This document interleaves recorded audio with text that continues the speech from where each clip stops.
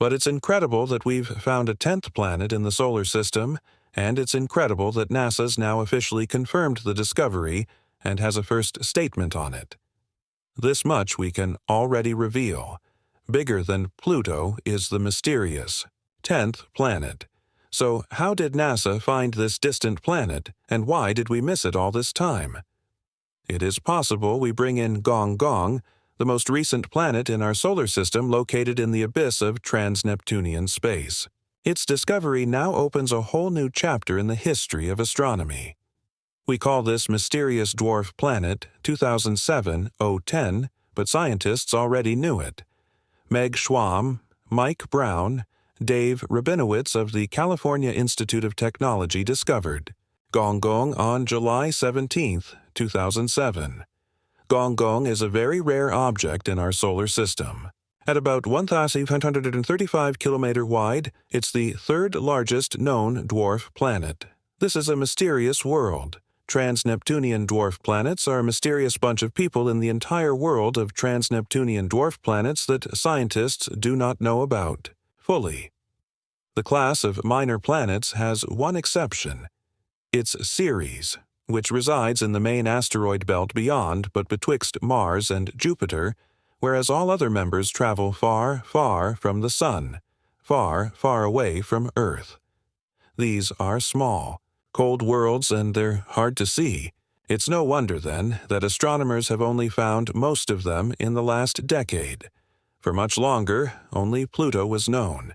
Then researchers found another minor planet behind Neptune. Pluto was the 9th planet in the solar system. Now we know of over a dozen of these planets, and Pluto had to give up planetary status. There was a choice to either make all of them planetary or to draw a line. We now officially have only 8 planets in the solar system, but among amateur astronomers and space fans, Pluto is still considered as the 9th planet, and Gong Gong is the 10th. This strapping body of rock serves as a prime example of the things planetoids can hold. NASA's New Horizons spacecraft brought us our first pictures of Pluto before we thought Pluto was a dead world. Dark, lonely. Then, in 2015, the darkness was suddenly illuminated. Pluto received a face. Since then, we know that Pluto is geologically active and may even have ice volcanism. That is a miracle. The dwarf planet could be warm enough and have water in its depths. That would mean life, in the simplest sense, could exist on Pluto. Mysterious.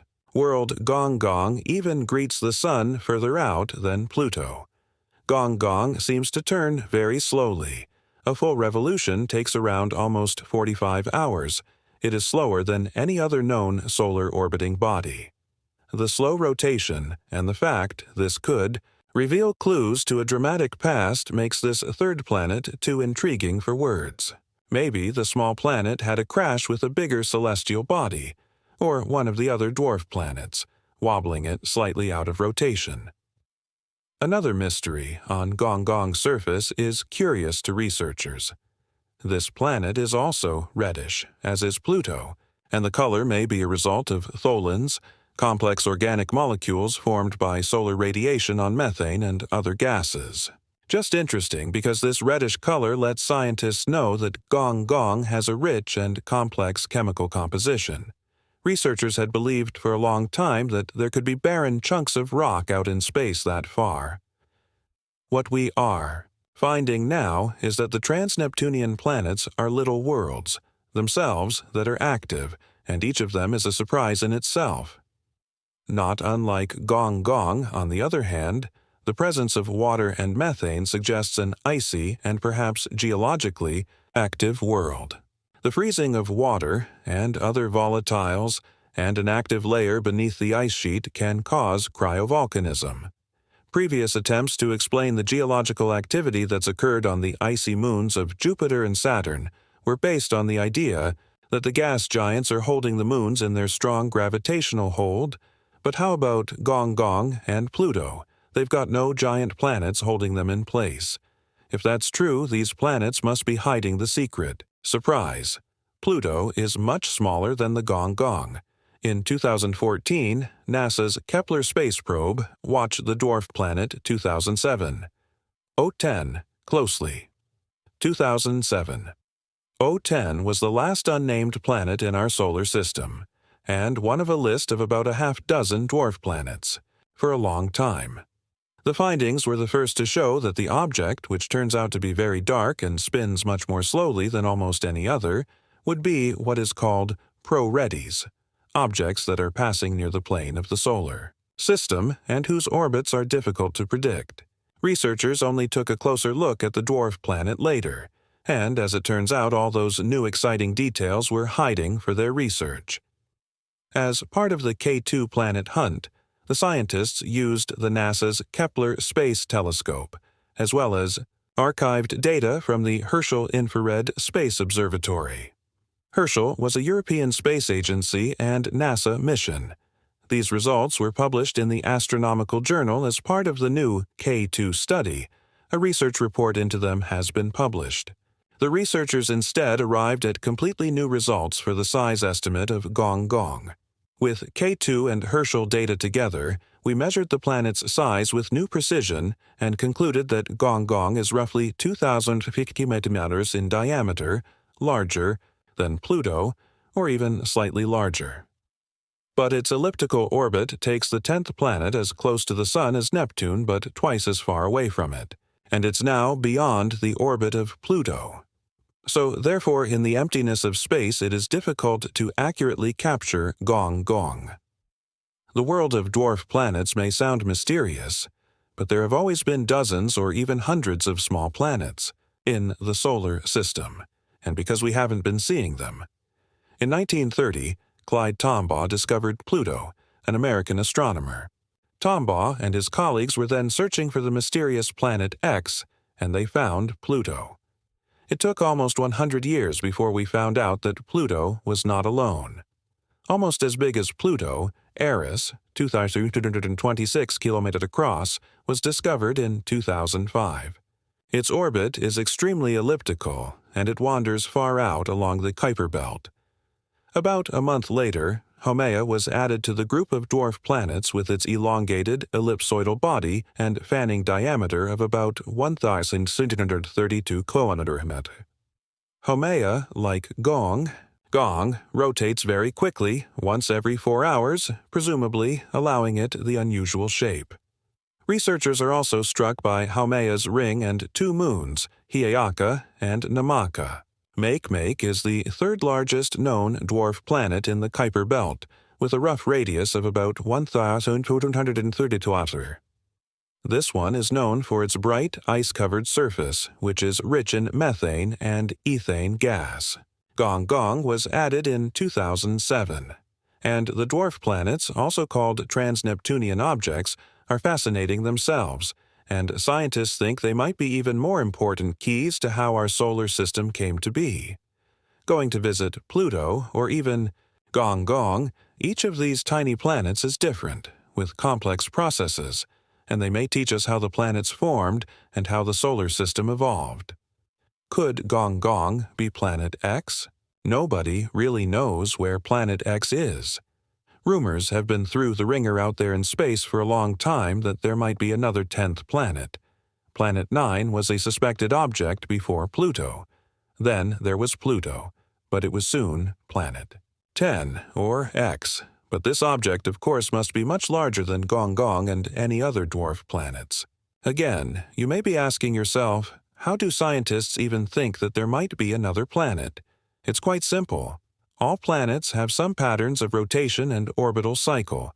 It is within these orbits around Uranus and Neptune where there are periodic distortions that seem to pluck on the orbits of 2 ice giants.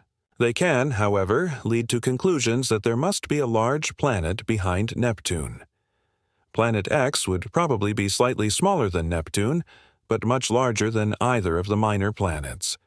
The mysterious planet could have a huge orbit around the Sun that even takes it beyond the solar system's actual boundaries, the researchers speculate. However, this planet would enter only the inner parts of the solar system every few thousand years on a highly elliptical orbit if its orbital period is more than 10,000 years. it would then be visible.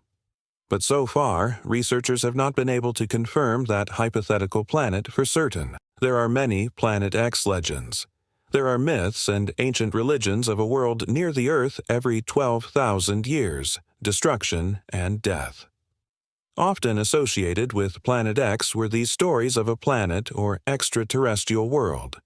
But even if one day the sun turned its back on the planet, so to speak, and the space rock got a little bit closer, we on Earth wouldn't be able to see much of it. Often forgotten, the most unusual minor planet of all, Ceres. I tell you, there's another planet we forget to think about, and we shouldn't distance ourselves so much from it either. The asteroid belt between Jupiter and Mars contains Ceres. Piazzi discovered the object in 1801. At first it was classified as a planet.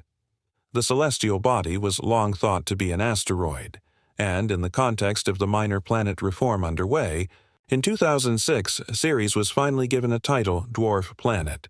This one has a diameter of around 940 kilometers, making it the smallest officially recognized dwarf planet in the solar system, but the largest object in the asteroid belt and large enough to have its own gravity round it into an roughly round shape. Compared to the other icy worlds of the outer solar system, Ceres has two unique characteristics that give it its own distinctive place in between the world of rocky inner planets and those of icy bodies in the outer solar system. Again, we find a complex geological history for its surface, which is a mixture of water, ice, and various minerals. Exciting speculation has arisen from Ceres becoming the first classical asteroid with bright spots and craters found on it in 2015. The Occator crater in these spots is mainly due to salts and now interpreted as cryovolcanic activity or a subsurface ocean. Dawn was launched into orbit around Ceres in 2015 and detailed the minor planet as it studied it. Since then, we've had beautiful images of this unique celestial body. But Dawn's data did not stop there. It unveiled a world with a diverse, complex surface, craters, mountains, canyons, and enigmatic bright spots.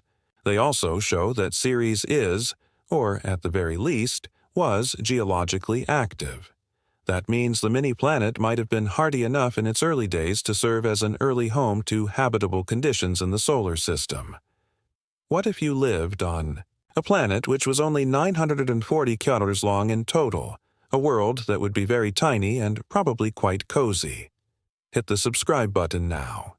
More video hits to follow.